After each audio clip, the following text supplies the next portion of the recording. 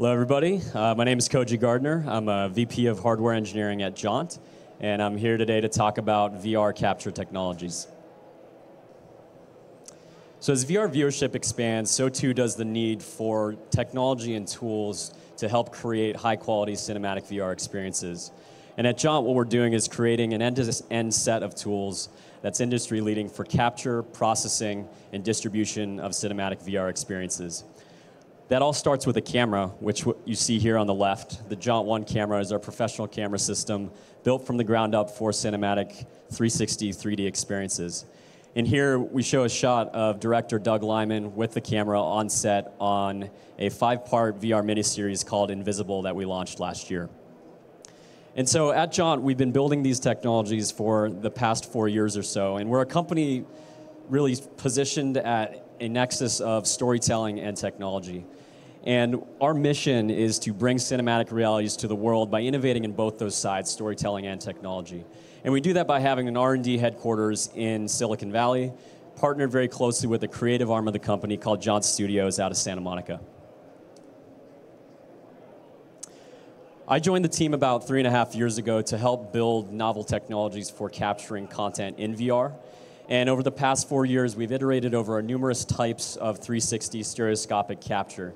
And we've been really focused on the high end for this, so figuring out ways to capture content that's going to have stereo depth, that's going to look great in a variety of different scenes. And as you can see, during that iteration, we've culminated in the Jaunt One, which is on the right here, which is in the market today and is being used for high-quality experiences. So what I want to talk about today is the capture workflows that exist, some of the challenges that exist around those workflows and the technologies, and tell you a bit about the Jaunt One and why we think it's the best tool that's available today for capturing 360 stereo experiences. But before diving into that, I want to take a step back and look at more philosophically what's happening in video. So if you think about traditional 2D video capture, there's 3 main components to any camera. There's an image sensor that's capturing photons, converting them into electrons. There is a lens, which is taking the light and focusing it down onto the sensor. And then you have some image processing that's taking the digital signals from that sensor, converting them into a format that looks pleasing to the eye. You can mix and match sensors, lenses, image processing, but at the end of the day, for traditional 2D capture, these are the core components.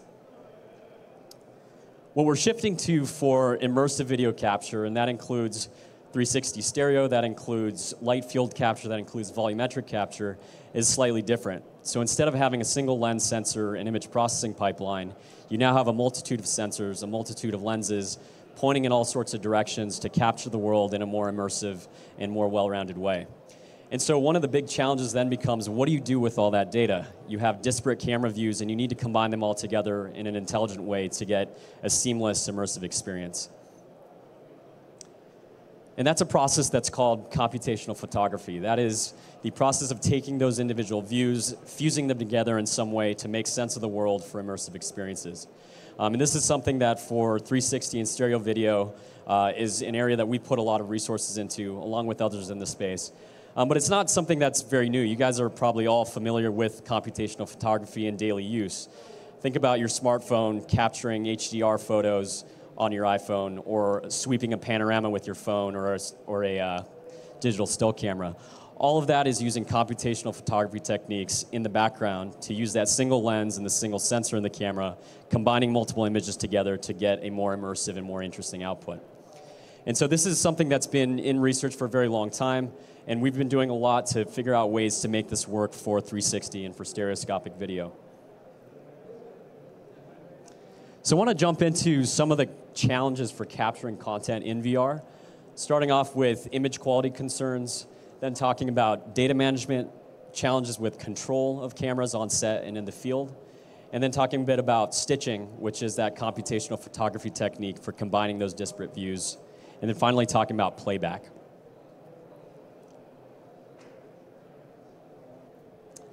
So if we go back to that original idea of having this multitude of sensors, multitude of lenses that you're capturing the scene with, there becomes quickly a trade-off that you need to think about. So having this many different components in a practical setting becomes a challenge.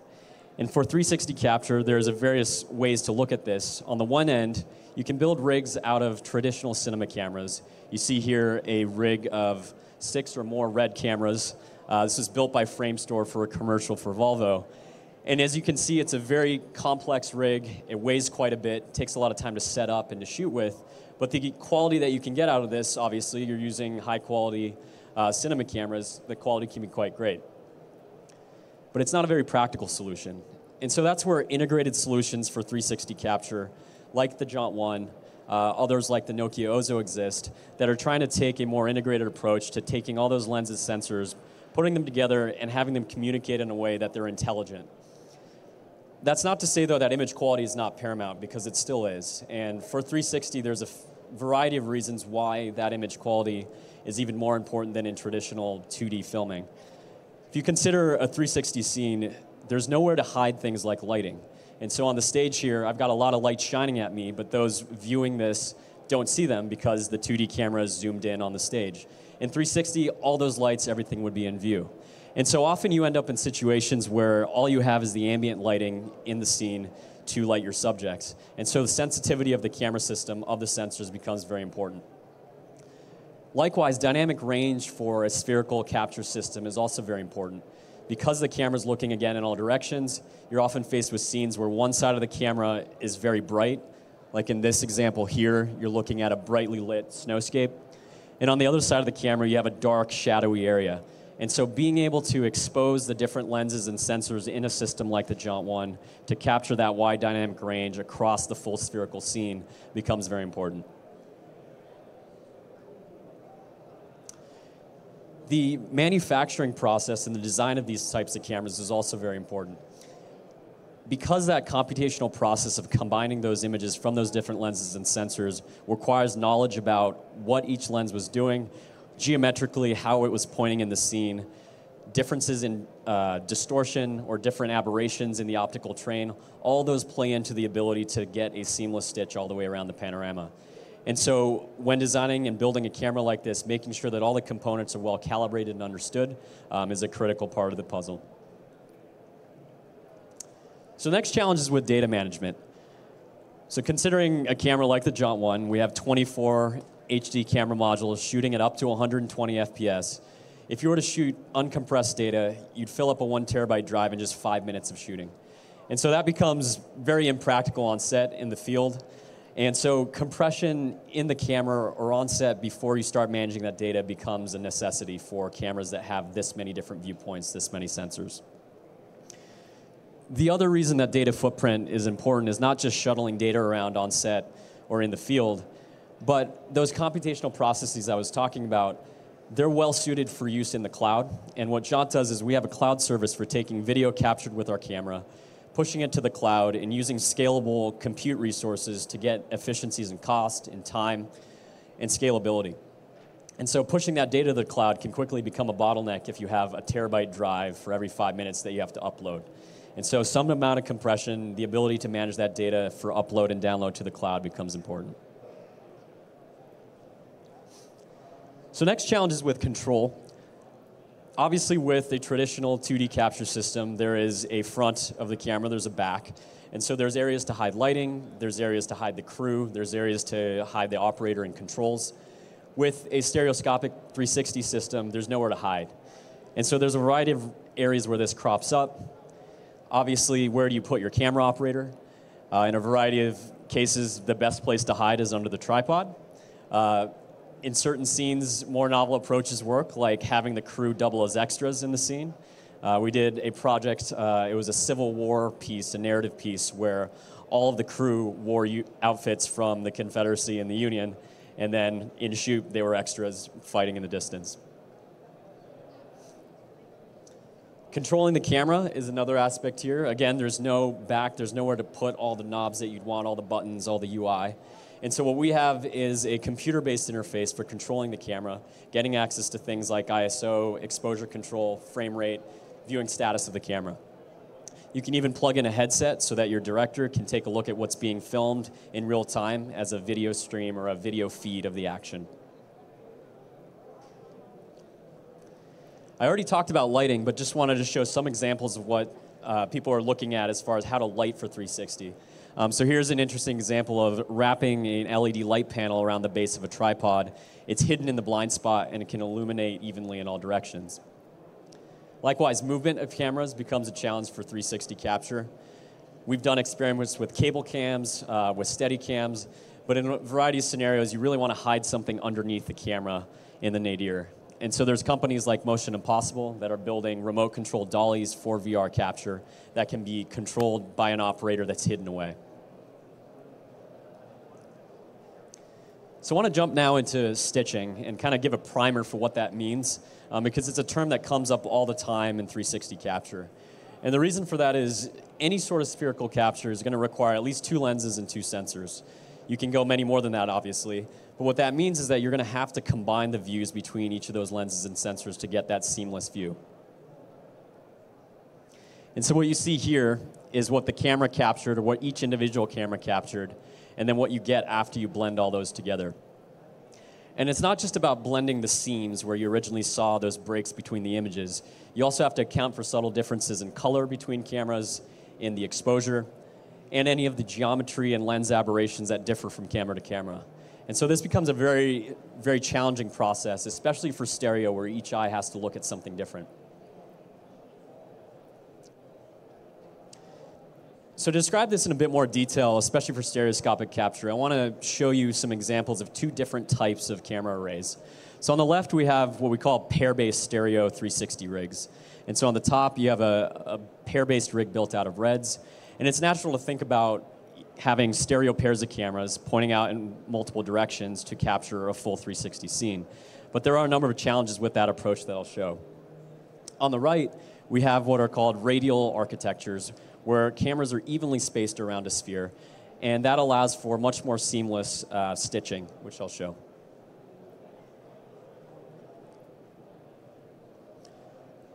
So to jump into this and illustrate, if you look at this scene here, this is a standard 16:9 frame for a 2D monoscopic picture.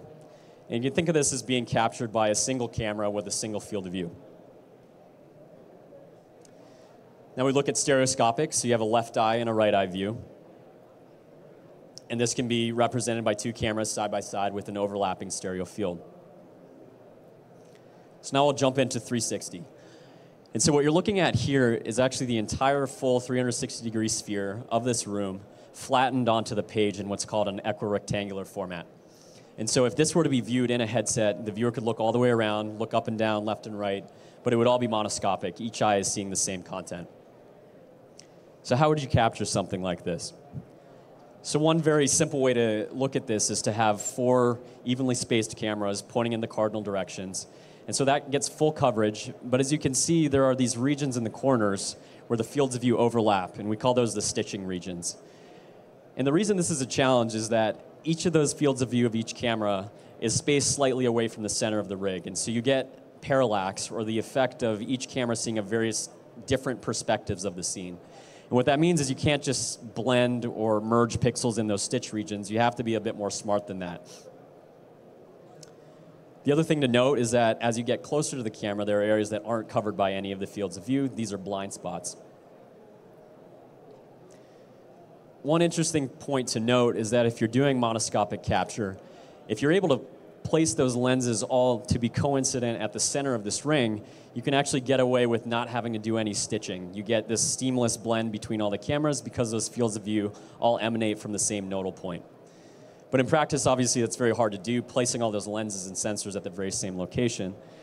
But there are some novel approaches like this rig by the Fraunhofer Institute that uses angled mirrors to create a virtual nodal point at the center of the rig. But let's jump back to that 4-camera setup I showed originally. So what you see here in these blue bands are the stitching regions where if you were to just blend between the various camera views, you'd start to see artifacts in these areas. So we'll jump now to stereoscopic 360, and this is really the sweet spot for where the technology is today for cinematic VR and what we focus on intently with our camera and our pipeline at Jaunt.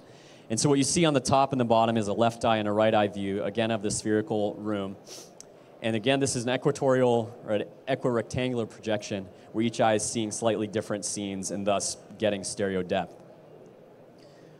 And so the first way to think about capturing that is that pair-based rig geometry that I talked about earlier. As you can see, if you design a rig like this, you're going to have great stereo acuity in those cardinal directions where you have that overlapping stereo field. But in the corners, you're going to have massive issues with stitching. And this is due to the parallax. If you look at the distance between those pairs, you don't have very much overlap, and you have a large degree of parallax or difference in perspective. And so stitching something like this automatically becomes an incredibly difficult, if not impossible, problem. So if we reorient those cameras into a more radial geometry, you can see that now the overlap between the neighboring cameras is more equal. And if you increase the number of cameras, you start to see that there's now a very dense number of viewpoints with a lot of overlap. And this becomes the basis for extracting stereo using computational photography techniques. And so what we do is, instead of taking a left and a right eye view from neighboring cameras, we're actually using all that data to extract depth and to create virtual stereo pairs that can look all the way around the rig seamlessly. And this is what we're doing when we talk about computational photography for stereoscopic 360. So a couple of the different approaches to these algorithms. The first is called a geometric approach. This is useful if you know exactly what your geometry of the camera is, what your lenses are doing, where they're pointing, and also if you know a little something about the scene. So if you know the distance to every object in the scene, you can pick the pixels from those cameras and get a fairly good stitch using relatively low compute resources. That said, if you have objects moving between the foreground and the background or moving rapidly between cameras, it can start to break down with artifacts. The next approach is called optical flow. This is the more computationally intensive technique that uses correspondences between neighboring cameras to extract or extrapolate depth at every pixel in the scene. And by doing this, we can get a blend that's much more seamless, and this is the basis for what we're doing at Jaunt, as well as a variety of other companies in the industry like Google, Disney Research, and others. And so this requires, again, significant compute, which is why we do it in the cloud, but can effectively eliminate scenes.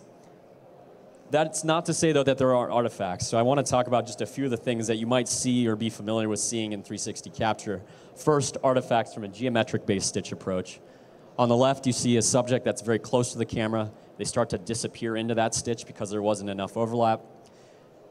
On the right, you see an opposite effect of doubling or ghosting at the stitch. This is because the distance that was approximated for that subject was too close. So these are what you'd see with a geometric-based stitching approach. With optical flow, you have still some artifacts at times, but slightly different. So on the left, you see what happens when you're extremely close to the camera. So the closer you get, the less overlap you have between cameras, and the harder it is for the algorithms to extract the depth of the object. And in the middle, you see some examples of what happens when there's a big disparity between the foreground and the background. There sometimes is trouble with figuring out what the foreground object is occluding in the background, so you get some fill errors. And then finally, on the right, I'm showing flare, which is a difficult problem to solve in 360 capture because anything that the lens is capturing that wasn't actually physically in the scene is not something that computationally you can make sense of. And so you have here two different flare signatures from different lenses which show up in the final stitch. So the last challenge I want to talk about is playback. And here I'm showing again an equirectangular scene, 4K pixels wide. And this has become more of a standard for spherical capture, spherical processing, and distribution today. 4K pipelines and workflows exist for traditional 2D content, and so utilizing those makes sense today. But I want to show how this is actually not nearly enough for what you're going to get out of a headset.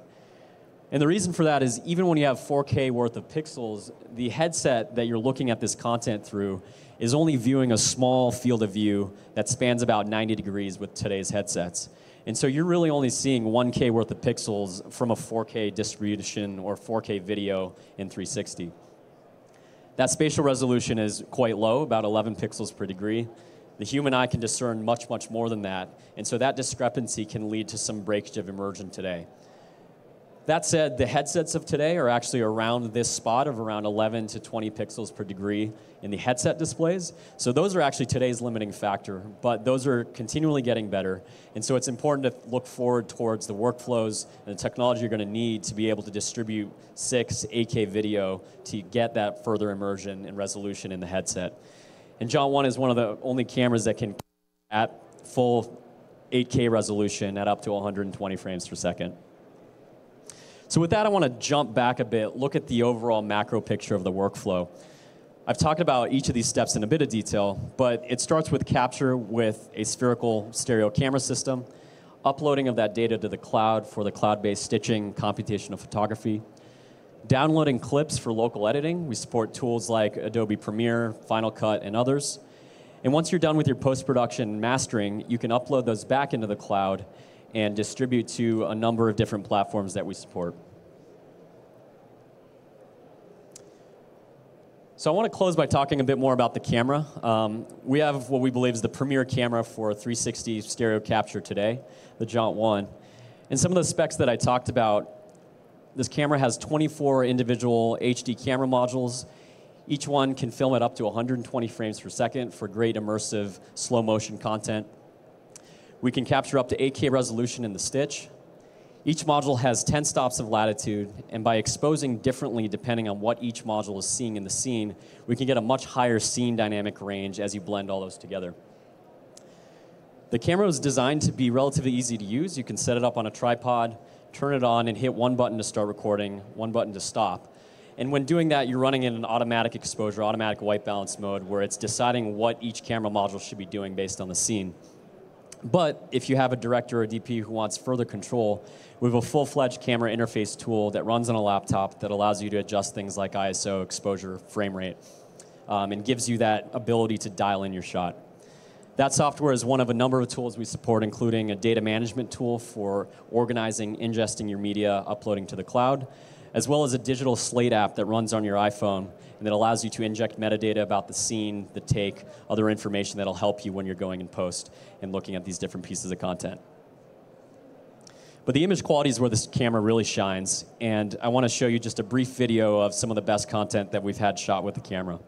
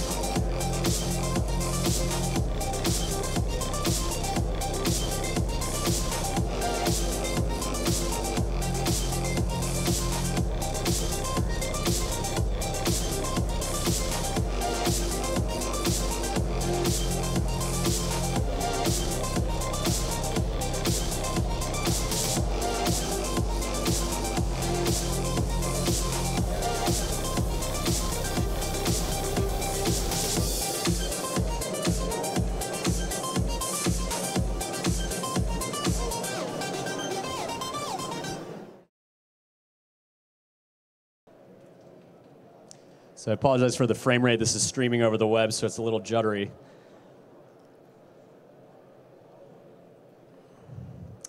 So the Jaunt One's been used in the field now for over 1.5 years, and we've been ourselves, along with partners who've been renting the camera, been filming all over the world on all 7 continents. And we've been filming in everywhere from the chill of Antarctica to the heat and the humidity of the Amazon.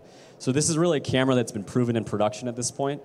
And we're very excited to announce that as of NAB, we're making the camera available for sale for the first time through a network of resellers, including the studio at B&H here.